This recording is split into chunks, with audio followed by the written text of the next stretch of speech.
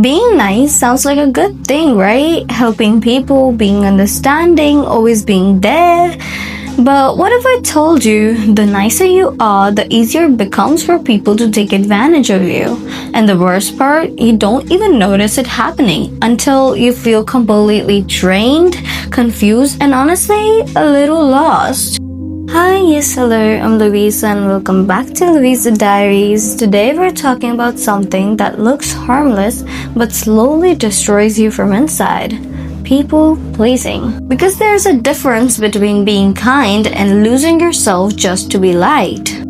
The first thing you notice about yourself when you become a people pleaser is that you start to lose yourself. When you're constantly trying to please everyone, you slowly stop asking yourself what you want. You start adjusting your personality depending on who you're around. You agree with things you don't believe in. You say yes even when everything inside you is screaming to say no.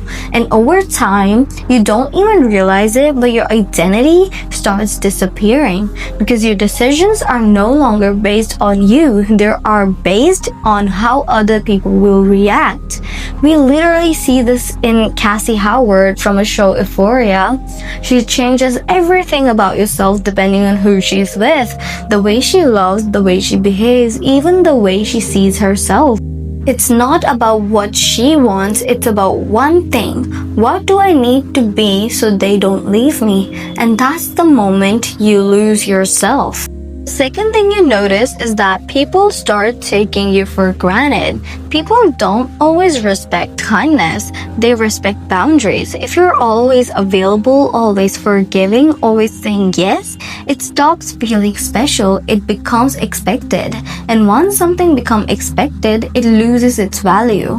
You can see this dynamic in Maddie and Nate's relationship. She gives chances, she stays, she tolerates more than she should.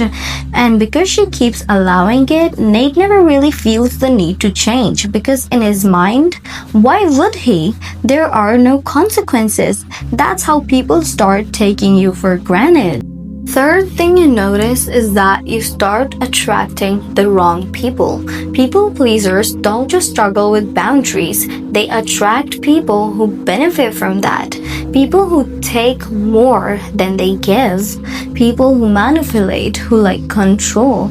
And that's not a coincidence because those people can sense it. They can sense who won't say no, who will stay even when they shouldn't, who will keep giving even when they're getting nothing in back. That's why characters like Nate Jacobs exist in the dynamics. They don't randomly pick people, they pick people who will tolerate them. And if you are constantly people pleasing, you become the perfect target. Fourth thing you notice is that you're afraid of disappointing people. At the core of people pleasing is fear.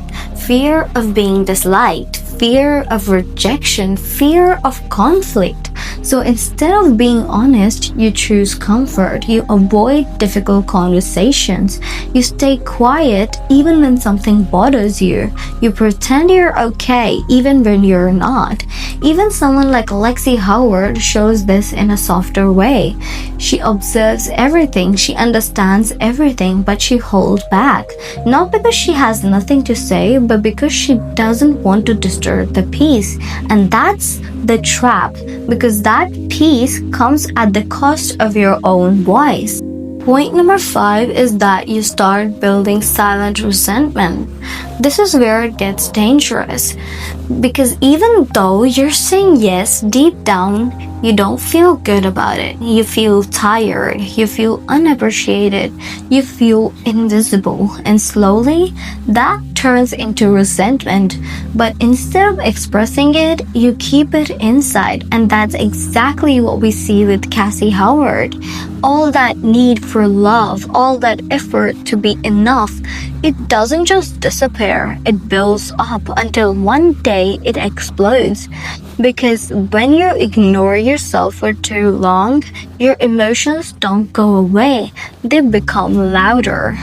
Point number 6 is what I need to tell you. How do you stop being a people pleaser?